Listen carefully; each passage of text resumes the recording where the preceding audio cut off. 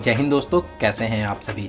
नासिक की पावन भूमि पर आप सभी का स्वागत है। दोस्तों, प्रभु श्री राम, माता सीता और लक्ष्मण जी ने 14 वर्ष के वनवास के दौरान नासिक में काफी समय व्यतीत किया था। लक्ष्मण जी ने सूर्पनखा की नाक इसी स्थान पर काटी थी। इसी कारण से इस स्थान का नाम नासिक पड़ा है।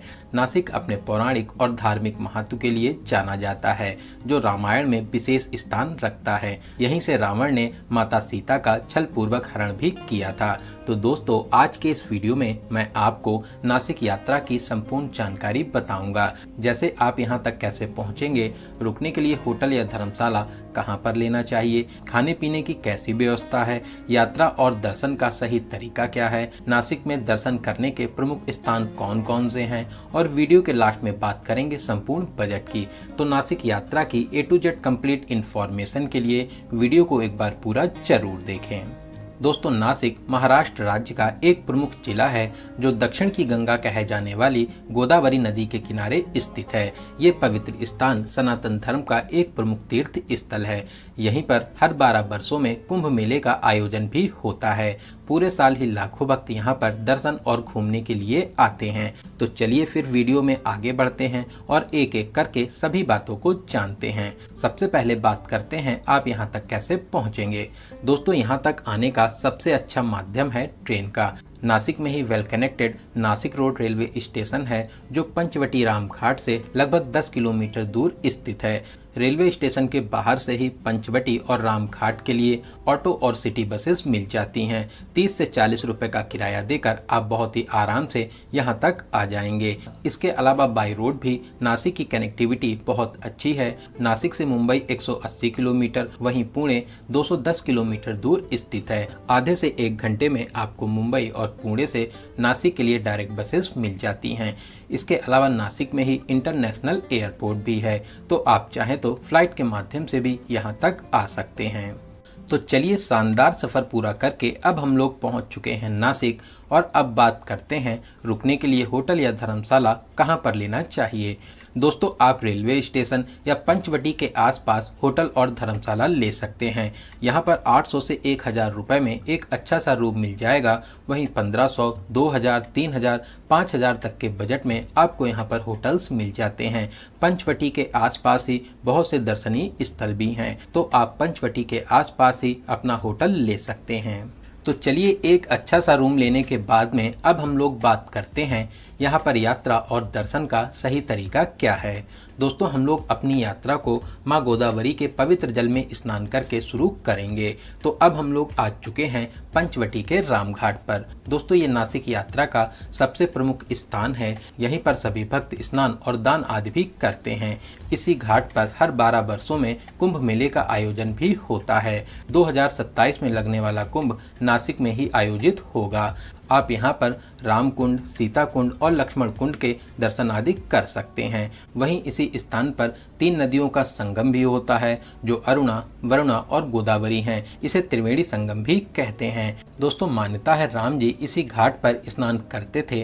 साथ ही उन्होंने अपने पिता श्री दशरथ जी का पिंडदान भी इसी घाट पर किया था। बहुत से लोग अपने पूर्वजों का यहाँ पर पिंडदान भी करते हैं। दोस्तों, इसके अलावा घाट के किनारे बहुत से प्राचीन मंदिर भी हैं। आप वहां पर भी दर्शन जरूर करें। तो चलिए, यहाँ पर दर्शन और स्नान करने के बाद में अब हम लोग चलेंगे श्री कपालेश्वर महादेव मंदिर, जो राम घाट से मात्र 50 मीटर दूर ही स्थित है। सामने ही आप मंदिर का प्रवेश द्वार देख रहे हैं।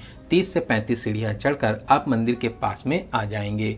दोस्तों, ऐसे तो सभी शिव मंदिरों में नंदी महाराज जरूर विराजमान रहते हैं, लेकिन इस मंदिर में नंदी महाराज नहीं हैं। मान्यताओं के अनुसार शिव जी से ब्रह्म हत्या का पाप हुआ था, और ब्रह्म हत्या से मुक्ति पाने के लिए एक गाय के बछड़े ने शिव जी को गोदावरी नदी में स्नान करने को कहा। तब गोदावरी में स्नान कर शिव जी पाप से मुक्त हो गए। तभी शिव जी ने नंदी महाराज को अपना गुरु मान लिया। इसी कारण से नंदी जी यहाँ पर विराजमान नहीं है। बहुत ही अलौकिक और प्राचीन मंदिर है। यहाँ पर दर्शन करके आपको बहुत ही अच्छा लगेगा। तो चलिए, यहाँ पर दर्शन करने के बाद में अब हम लोग चलेंगे श्री गोरे राम जी मंदिर, जो यहाँ से मात्र 100 मीटर दूरी पर स्थित है।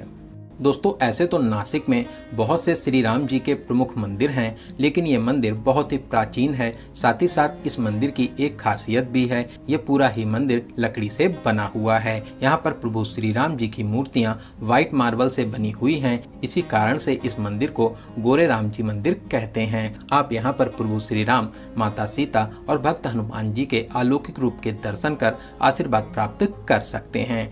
तो चलिए यहाँ पर दर्शन करने के बाद में अब हम लोग चलेंगे श्री कालाराम मंदिर, जो यहाँ से मात्र 400 मीटर दूरी पर ही स्थित है। तो अभी हम लोग आ चुके हैं श्री कालाराम मंदिर के पास में। दोस्तों ये मंदिर बहुत ही प्राचीन है और आकर्षक शैली में बना हुआ है। यहाँ पर जितनी भी मूर्तियाँ हैं सभी काले रंग की हैं। इसी कारण से इस मंदिर को कालाराम मंदिर कहते हैं। ऐसी मान्यता है यहाँ पर जितनी भी मूर्तियाँ हैं वो सभी गोदावरी नदी में मिली थीं, जो लगभग 2000 साल पुरानी हैं। आप इस अलौकिक मंदिर में दर्शन आदि करके आशीर्वाद प्राप्त कर सकते हैं। दोस्तों बहुत ही भव्य और दिव्य मंदिर है। आप अपनी लिस्ट में इस मंदिर को जरूर शामिल करें। आप यहाँ पर दर्शन करने जरूर आएं। तो चलिए यहाँ पर दर्शन करने के बाद में अब हम लोग चलते हैं पंचवटी सीता गुफा, जो यहाँ से मात्र 50 मीटर दूर ही स्थित है। दोस्तों यहाँ पर आपको बहुत ही विशाल और प्राचीन 5 वट वृक्ष देखने को मिलते हैं। इसी कारण से इस स्थान को पंचवटी कहते हैं। इसी जगह से रावण ने माता सीता का छल पूर्वक हरण भी किया था। यहाँ पर सीता गुफा भी है। तो चलिए अब हम लोग चलते हैं गुफा के अंदर। दोस्तों गुफा के रास्ते बहुत ही सकरे हैं। एक बार में एक ही आदमी गुफा के अंदर जा सकता है। गुफा के अंदर श्री राम मंदिर और साथ ही साथ महादेव जी भी विराजमान हैं। माता सीता महादेव जी की यहीं पर पूजा अर्चना करती थीं। तो दोस्तों आप गुफा के अंदर जरूर आएं। यहाँ पर दर्शन करके आपको बहुत ही अच्छा लगेगा।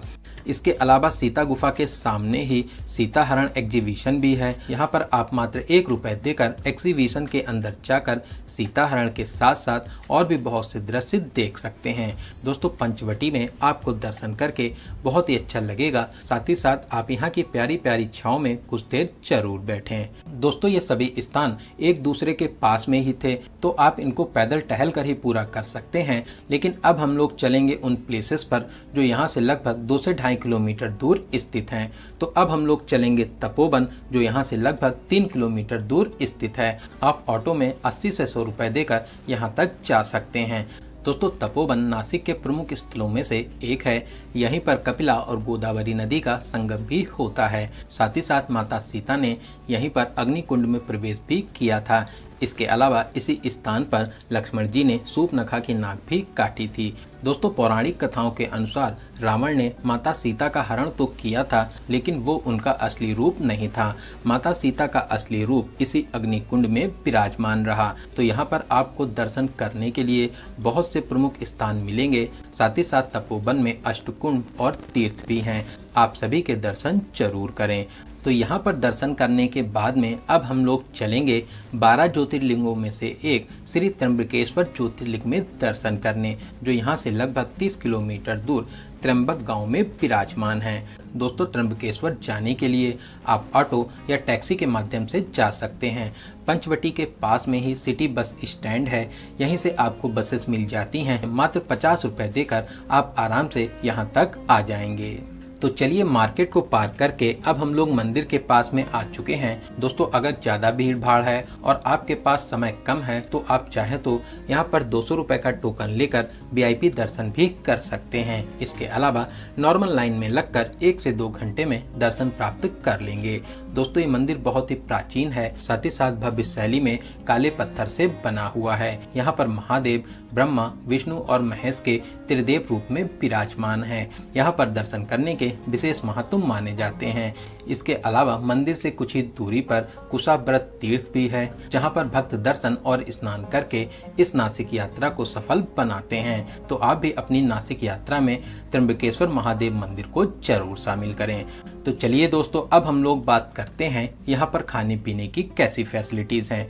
दोस्तों नासिक में आपको बहुत ही सात्विक और पवित्र भोजन मिलता है। आप यहाँ पर 150 से 200 रुपए में थाली भोजन भी कर सकते हैं। इसके अलावा यहाँ पर आपको north Indian, south Indian, Chinese, Marwari और राजस्थानी भोजन भी मिलता है। तो आपको यहाँ पर खाने पीने की कोई भी प्रॉब्लम नहीं होगी। तो चलिए अब हम लोग जानते हैं यहाँ पर आने का सबसे अच्छा समय कौन सा है। दोस्तों अक्टूबर से अप्रैल तक का समय यहाँ पर आने के लिए सबसे अच्छा समय रहता है। वहीं सावन में भी यहाँ पर बहुत ज़्यादा भीड़ भाड़ रहती है। बात करें आपको कितने दिनों का प्लान बनाना चाहिए, दोस्तों आपको कम से कम नासिक यात्रा के लिए 2 डेज और 1 नाइट का प्लान जरूर बनाना चाहिए। इसके अलावा आप अगर चाहें तो 3 डेज और 2 नाइट का प्लान भी बना सकते हैं। तो चलिए दोस्तों अब हम लोग बात करते हैं सबसे जरूरी क्वेश्चन बजट की। कितने बजट में आप इस पावन यात्रा को पूरा कर लेंगे। दोस्तों अगर आप 2 डेज और 1 नाइट का प्लान बनाते हैं, साथ ही साथ आप 2 से 3 लोग हैं, तो 6,000 से 7,000 प्लस ट्रेन टिकट इतने बजट में बहुत ही आराम से इस पावन यात्रा को पूरा कर लेंगे। तो दोस्तों यहाँ पर मैंने आपको नासिक यात्रा से रिलेटेड हर एक छोटी बड़ी जानकारी को बहुत ही अच्छे और सही से देने की पूरी कोशिश की है। अगर फिर भी आपके कोई क्वेश्चन रह जाते हैं तो आप हमें कमेंट के माध्यम से पूछ सकते हैं। दोस्तों आपको ये वीडियो कैसा लगा और आप इस वीडियो को कहाँ से देख रहे हैं, कमेंट बॉक्स में जरूर बताइएगा। अगर आपको वीडियो की जानकारी हेल्पफुल लगी हो तो अपने एक लाइक से हमें मोटिवेट जरूर करें। साथ ही साथ अगर अभी तक आप अपनी फैमिली यात्रा मित्र से नहीं जुड़े हैं तो प्लीज़ चैनल को सब्सक्राइब जरूर करें। साथ ही साथ बेल आइकन प्रेस करने के बाद में ऑल नोटिफिकेशन को जरूर क्लिक करें। तो चलिए दोस्तों अब मिलते हैं किसी ऐसे ही इंफॉर्मेटिव वीडियोस में। तब तक आप अपना और अपने परिवार का बहुत ज़्यादा ख्याल रखें। आपकी यात्रा सफल, सुगम और मंगलमय हो। जय हिंद, जय भारत।